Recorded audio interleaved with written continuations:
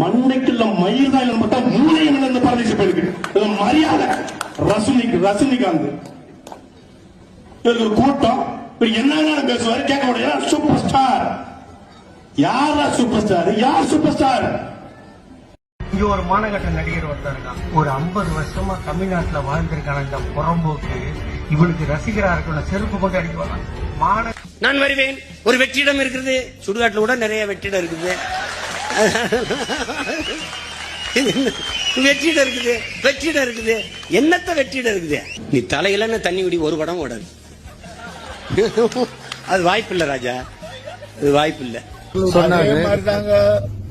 மூத்த நடிகர்கள் எல்லாம் வயசாகி போய் பல் உழுந்து போய் தாடி வளர்த்து சாகர நிலைகள் நடிக்கிறதுனால இளைஞர்களுக்கு வாய்ப்பு இல்லாம இருக்கான்.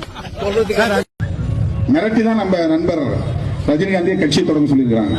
நம்ம நேரடியா நான் கட்சியை தொடங்க முடியாது, நான் எங்க முகத்தை பார்த்தா வெறுப்பா வந்துடும், நீ கொஞ்ச நாள் நீங்க வந்து சூப்பர் ஸ்டாரா இருந்திருக்கிற, நீ கட்சி தொடங்கினா கொஞ்சம் ஓட்டு. தமிழ்நாட்டில் எம்ஜிஆருக்கு அப்புறம் ஒரு பிரபலமான ஒரு தலைவரா ரஜினிகாந்த் அவர்கள் வரணும்னு நினைச்சார். அரசியலுக்கு வந்து சிஸ்டத்தை மாத்தணும் எல்லாம் பண்ணணும்னு நினைச்சார். ஆனால் இதே திமுக குடும்பம் பல மிரட்டல்களை கொடுத்து அவரை அரசியல் கட்சி வர விடாம பாத்துக்கிட்டாங்க. இன்னைக்கு என்ன ஆனார்? அவரு கடைசியில ரெட் ஜெயின் பிக்சர்லயே நடிக்க போயிட்டார். அவர் மேல விமர்சனம் கிடையாது.